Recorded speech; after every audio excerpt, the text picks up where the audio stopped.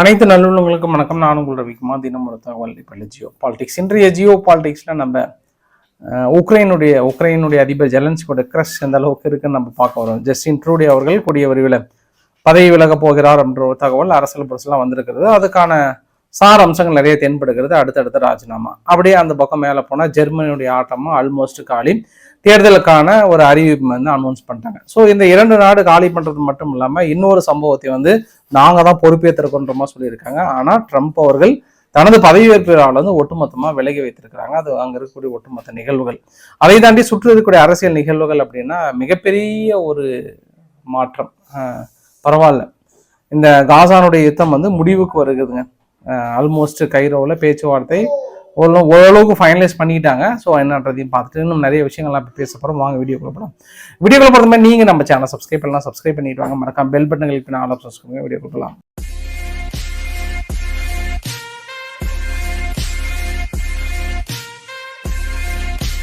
முதல் தகவல் நம்ம இந்தியாவுடைய தகவலோட பார்த்துடலாம். குறிப்பாக இந்தியாவுடைய எல்லை பகுதியில் பங்களாதேஷ் என்ன பண்ணுறாங்க, துருக்கியினுடைய பேரக்டர் ட்ரோன் மூலயமாக மேகாலயாவுடைய பார்டர் பகுதியில் பெரிய அளவுக்கு உழவு பார்க்குறாங்கன்ற தகவல் அதற்கு முன்பே வந்திருந்தது அல்லவா.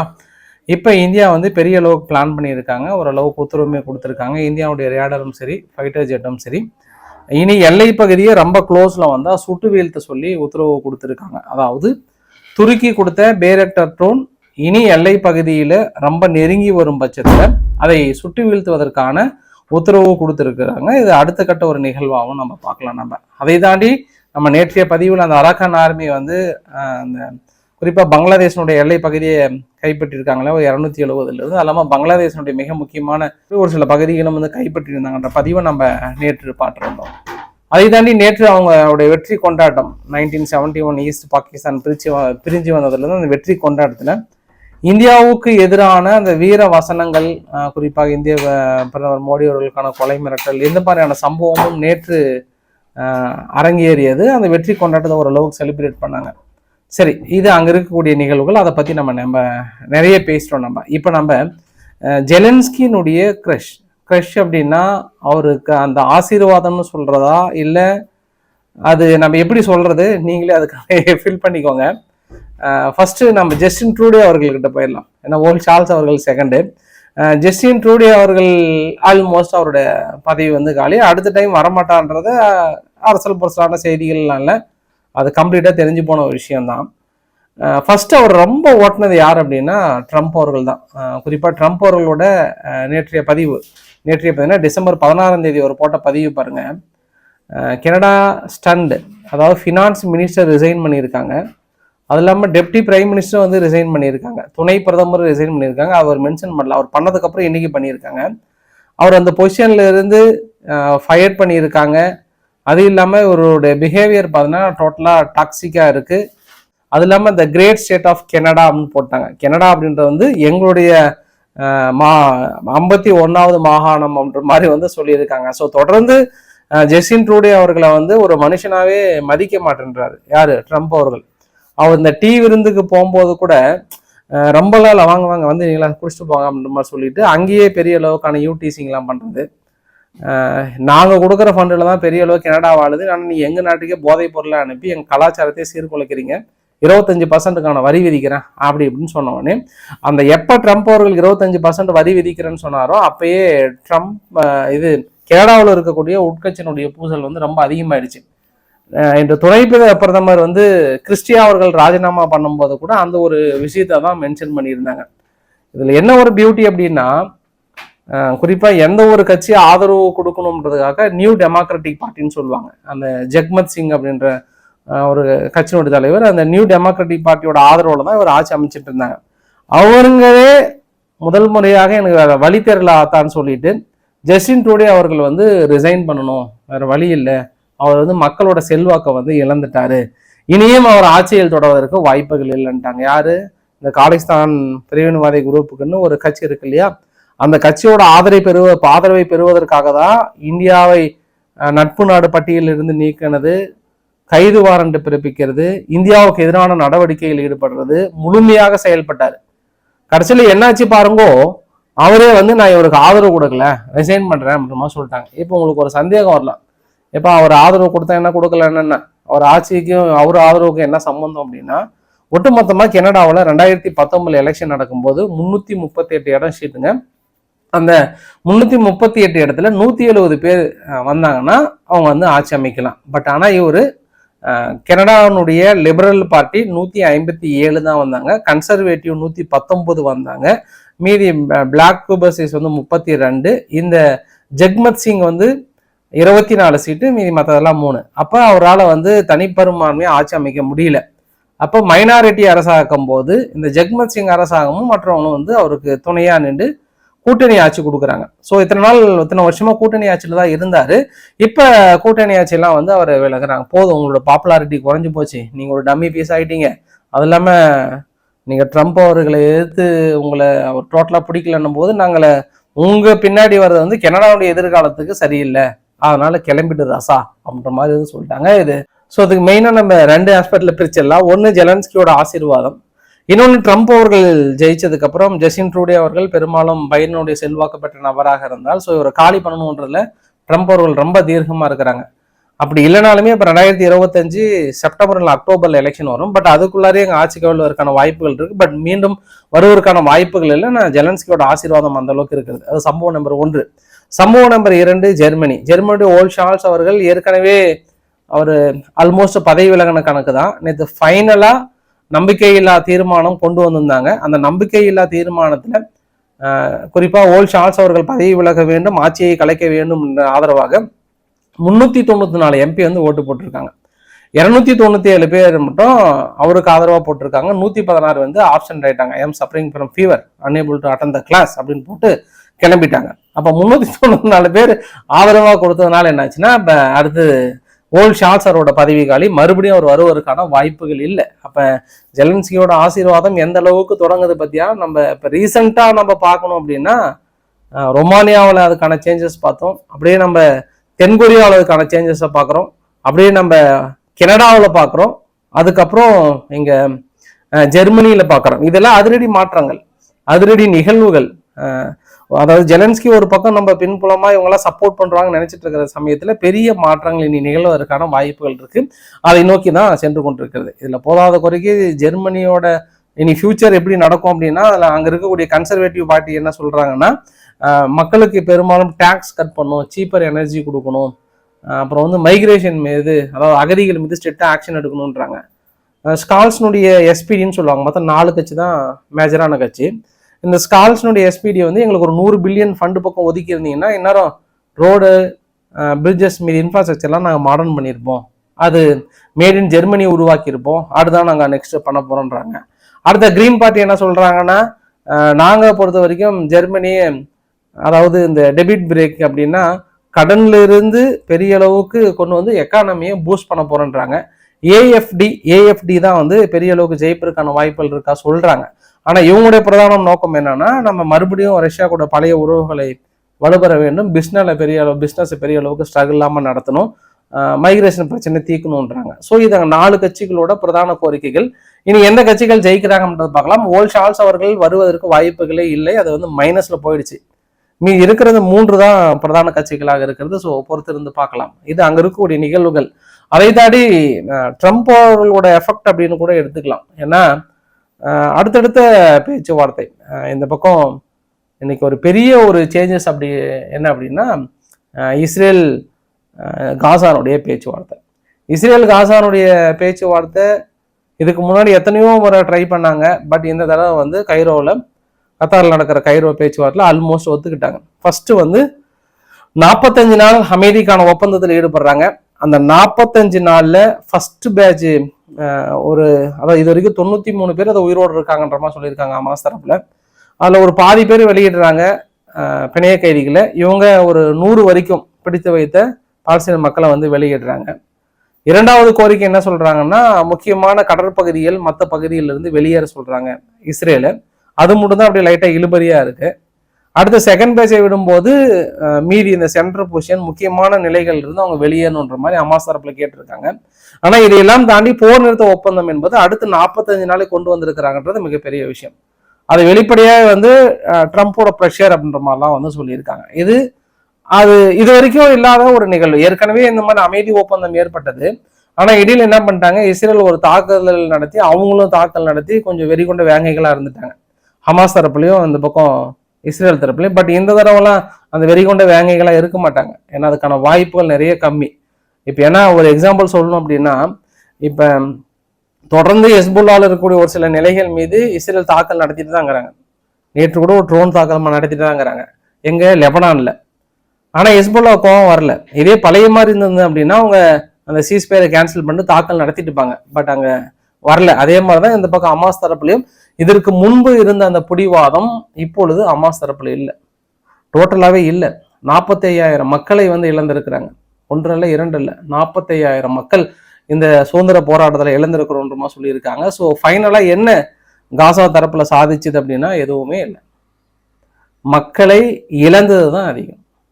அது என்ன பெருசா இன்ன வரைக்கும் அச்சீவ் பண்ணிட்டாங்க. இந்த ஒரு அக்டோபர் 7ஆம் தேதி இஸ்ரேலுக்குள்ள நுழைஞ்சு இந்த ஒரு தாக்கல் நடத்தினதுல என்ன காசா பெரிய அளவுக்கு அச்சீவ் பண்ணிட்டாங்கன்னா, இன்டர்நேஷனல் லெவல்ல ஒரு கவனத்தை திருப்பி இருக்கிறாங்க.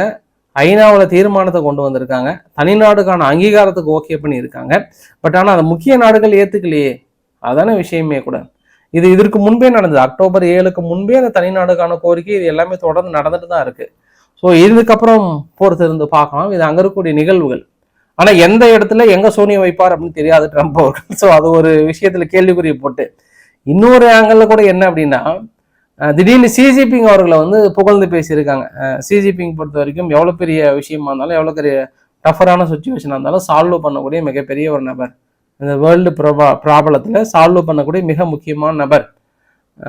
அதனால அவர் ஒரு அமேசிங் பர்சன் அப்படின்ற மாதிரிலாம் வந்து திடீர்னு புகழ்ந்து தள்ளி இருக்கிறார். எதற்காக அப்படின்றது நம்ம பின்னாடி இருந்தால் பார்க்கணும். ஒன்று. இரண்டாவது என்னன்னா, துருக்கி அதிபர் எரடகன் அவர்களை கூட பெருசா உங்களுக்கும் தெரியும் எனக்கும் தெரியும் செய்தியாளர்களுக்கு முன்னாடியே ட்ரம்ப் அவர்கள் சொல்லும்போது உலகமே தெரிஞ்சது. சிரியாவுடைய ஆர்மி பஷர் அல் அசாத் வீழ்ச்சிக்கு பின்புலமாக இருந்து வேலை செஞ்சு அத்தனையும் செஞ்சது யாரு? துருக்கி தான். இன்னும் அடுத்தடுத்த படைகளை முன்னேற்றி அடுத்த கட்ட நகர்வுகள் செய்யறது அவர் தான்.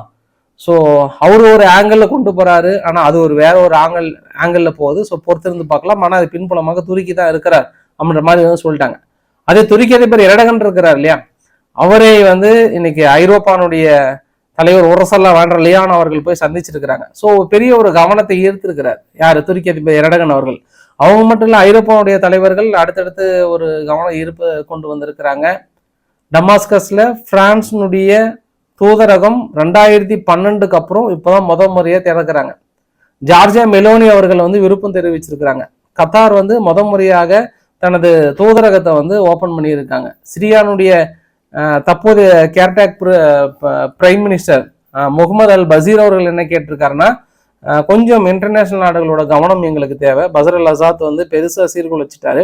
இப்ப அங்க மாற்றங்கள் தேவைன்னா எங்க நாடுகள் இதுக்கு முன்னாடி பொருளாதார தடைகளை போட்டு உங்களோட ஃபண்ட் எல்லாம் முடக்கி வச்சிருக்காங்களே, அந்த ஃபண்டெல்லாம் எங்களுக்கு ரிலீஸ் பண்ணுங்க, பண உதவிகள் செய்யுங்க, பொருளாதார உதவிகள் எங்களுக்கு செய்யுங்க, பெரிய அளவுக்கு நாடு வலுப்படுத்துவதற்கான வாய்ப்புகளை கொடுன்றாங்க. ஆனா இன்றுமே இஸ்ரேல் என்ன பண்றாங்கன்னா, தாரா அப்படின்ற ஒரு பகுதியில தொடர்ந்து தாக்கல் நடத்தி அடுத்தடுத்த படைகளை உள்நோக்கி வந்துட்டு இருக்கிறாங்க. அந்த கீழே இருக்கக்கூடிய பகுதியிலும் சரி, கோல்நேட்ஸ் மேலையும் சரி இஸ்ரேல் தொடர்ந்து அந்த பக்கம் முன்னேறாங்க.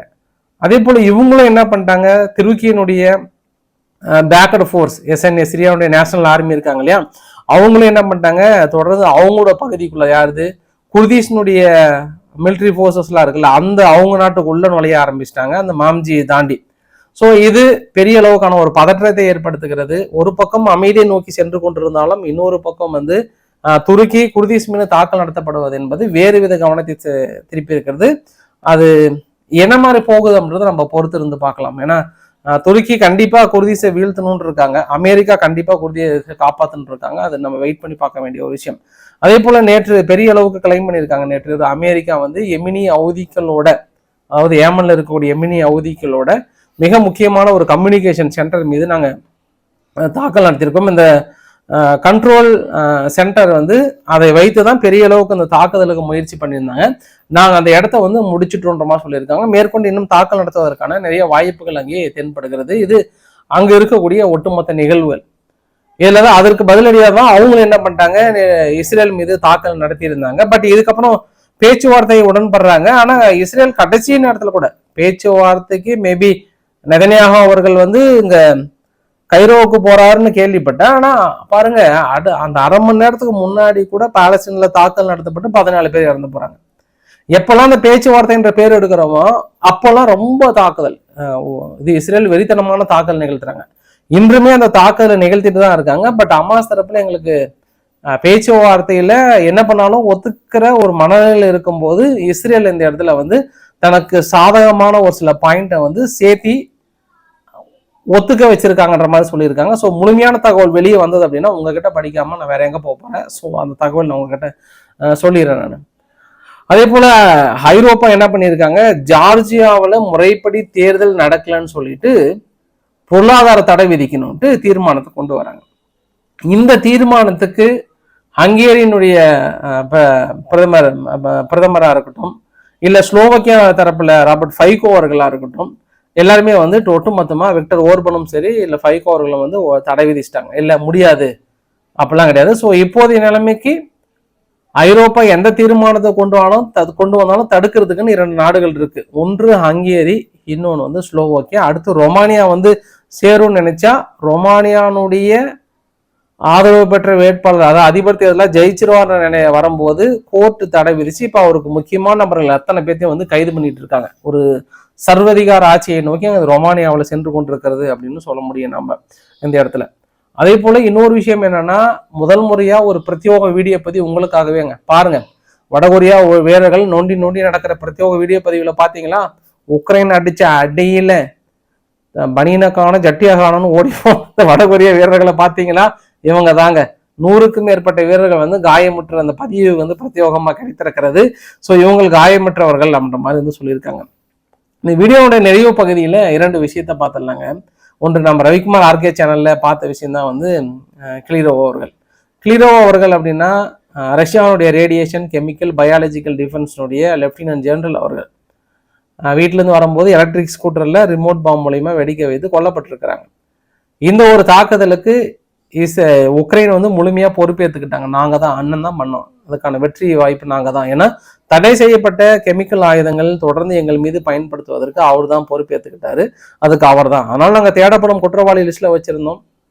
அதனால் நிச்சயம் நாங்கள் அதுக்கான பதிலடிகள் எடுப்பதற்கான நடவடிக்கைகள் எடுத்து கொண்டிருந்தோம். கரெக்டான சரியான தருணத்தில் எங்களிடம் சிக்கிவிட்டார், முடித்து விட்டோம் அந்த கதையை அவன் மாதிரி சொல்லியிருக்காங்க. அப்ப உக்ரைன் என்ன எதிர்பார்க்கறாங்க அப்படின்னாங்கன்னா, அந்த போர் நிறுத்த ஒப்பந்தமோ மற்ற எதுவும் வந்துவிடக்கூடாது, எப்படியாவது வளர்த்தி விட வேண்டும் என்ற எண்ணத்தில் தொடர்ந்து அடுத்தடுத்த செயல்கள் வந்து என்னெல்லாம் பண்ணா அந்த ரெட் லைனை தாண்ட முடியுமோ அதெல்லாம் பண்ண வச்சுட்டே தாங்கிறாங்க. இந்த ஜனவரி 20க்குள்ளார இது மாதிரி நல்சாட்டியங்கள் தொடர்ந்து அந்த பக்கம் இந்த பக்கம் நடந்துட்டு தான் இருக்கும். அதுக்கப்புறம் என்ன நடக்க போகுதா பொறுத்து இருந்து பார்க்கணும்.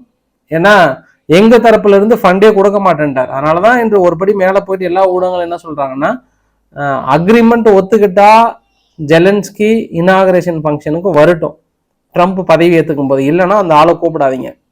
மற்ற ஆளுங்கெல்லாம் கூப்பிட்டாங்க. அது இல்லாமல் இன்னைக்கு ஒரு லிஸ்ட் கொடுத்துட்டாங்க. ஜெலன்ஸ்கி அதாவது அமெரிக்கா கிட்ட இருந்து ஃபண்டு வாங்கி ஆயுதங்களை வாங்கி கொடுக்குறன்ற பேர்ல ஒரு 40லேருந்து 50 பேர் வந்து திடீர் கோட்டீஸ்வரர்களா இருக்கிறாங்க. இவங்க எல்லாமே அதாவது அமெரிக்கா கொடுத்த பணத்தை திருடியவர்கள் இவங்களாம். இவங்க எல்லாத்தின் மீதும் நீங்க பொருளாதார தடையை என்ன மாதிரி நடவடிக்கைகள் எடுக்கிறீங்கன்னு சொல்லுங்கன்னா அந்த லிஸ்ட்டுமே வந்து ஜெலன்ஸ்கி தரப்புல கொடுக்குறாங்க. ஸோ பலவித நெருக்கடிகள் கொடுக்குறாங்க. அந்த நெருக்கடிகள்லாம் தாண்டி தொடர்ந்து நேட்டோ நாடுகள் சப்போர்ட் பண்றாங்க. ஒரு சின்ன எக்ஸாம்பிள் சொல்ற பாருங்க, ஸ்வீடன் இருக்காங்கல்ல, ஸ்வீடன் வந்து நேட்டோவுக்கு சேர்றதுக்கு முன்னாடி ரொம்ப ஒரு ஹாப்பியஸ்ட் நடந்தாங்க. லா லா லா லா லா லா லா அப்படின்னு பாட்டு பாடிட்டு ஆடி இருந்த ஆளுங்க அவங்க. ஆனா பாருங்கோ, இன்று அந்த இறந்தாங்கன்னா அந்த சவப்பட்டி இருக்குல்ல, அது வந்து 5 லட்சத்துக்கு மேல வந்து இப்ப இருந்தே ரெடி பண்ணிக்கோங்கன்னு சொல்லி உத்தரவு கொடுத்துருக்காங்களாம் ஸ்வீடனுடைய அரசாங்கம். அட ஏன் கோட்டசாமிகளை நிலம் இருக்கீங்க, ஏன் பதட்டப்படுறீங்க அப்படின்னு கேட்டா, எப்பனாலும் ரஷ்யா கிட்ட நாங்க போர் புரிய போறோம், அதனால திடீர் இறப்புகள் வந்துட்டா நாங்க அன்னைக்கு எங்க போறது, அதனால இப்ப இருந்தே ஒரு 5 லட்சம் பக்கம் வந்து நாங்க தொடர்ந்து வச்சுக்கிட்டோம்னா சரியா போயிடும் அப்படின்ற மாதிரி சொல்றாங்கடா. அப்ப இது எல்லாம் யாரு கூட, நேட்டோ நாடுகள் சேர்றதுக்கு முன்னாடி நீங்க அது பின்லாந்துல வேர்ல்டுல ஹாப்பியஸ்ட் கண்ட்ரியா இருந்த நாடு இன்னைக்கு எந்த நேரத்துல அணுகுண்டு போட்டுருவாங்க மத்தது போட்டுருவாங்க அப்படி போரியை போத்திட்டு மேல பார்த்துட்டு இருக்கிற நிலைமையை உருவாக்கிருச்சா இல்லையா? ஸோ ஒரு நாடு வளப்படுத்துவதற்கும் அமைதி ஏற்படுத்துவதற்கும் தான் நேட்டோ நாடுகள் அப்படின்னா தவறு. அந்த நாட்டை அச்சுறுத்தி ஆயுதங்களை விற்பனை செய்வதற்காக தான் இந்த நேட்டோ நாடுகள் அப்படின்னு சொல்ல முடியும். ஸோ குறிப்பா உக்ரைன் செய்த இந்த அற்புதமான காரியம், குறிப்பாக ரஷ்யாவுக்குள்ள போயிட்டு லெப்டினன்ட் ஜெனரல் அவர்களே வந்து போட்டு தள்ளியிருக்காங்க அப்படின்னா நீங்க சாதாரண ஆளே கிடையாது. உலகம் தேடும் குற்றவாளிகள் ஆயிட்டீங்க, நீங்க பெரிய பலே ஆளுங்க தான். அதனால உங்களுக்கு பிரத்யோகமா ஒரு 44 மில்லியனுக்கான நிதி உதவிகள். இந்த 44 மில்லியனுக்கான நிதி உதவியில 25 மில்லியன் வந்து அர்ஜென்ட் ரிப்பேர். இப்ப நிறைய வாகனங்கள் அது இது போயிடுச்சு அப்படின்னா அது நிறைய ரிப்பேர் ஆகல, அதற்காகவும் 19 மில்லியன் மனிதாபிமான அடிப்படையில் உதவிகள் இருக்கும்போதுக்கு சாப்பிடுங்க, அள்ளி சாப்பிடுங்கன்றாங்க. யூகே என்ன சொல்றாங்கன்னா, தான் சாப்பிட்றதுக்கு வழியினாலும் உங்களை நாங்க வாழ வைக்கிறோன்னா காரணம் என்ன, நீங்க நல்லா இருக்கணும்ன்றாங்க. நாங்க எப்படியோ போறோம், எங்களை விடுங்க, ஆனா நீங்க நல்லா இருந்தது வாரம் மட்டும் கை விட்டுறாதீங்க, அடிச்சு நொறுக்குங்க, 3ஆம் உலகத்தை கொண்டு வந்துருங்கன்ற அடிப்படையில் இருக்காங்க. ஸோ பொறுத்திருந்து பார்க்கலாம். இன்றைக்கு ஒரு அளவுக்கான தகவலை கவர் பண்ண நினைக்கிறேன். பிடிச்சிருந்தா லைக் பண்ணுங்க, ஃப்ரெண்ட்ஸுக்கு ஷேர் பண்ணுங்க, சப்ஸ்கிரைப் பண்ணுங்க. ரவிக்குமார் சோமுச்சல், நன்றி, வணக்கம்.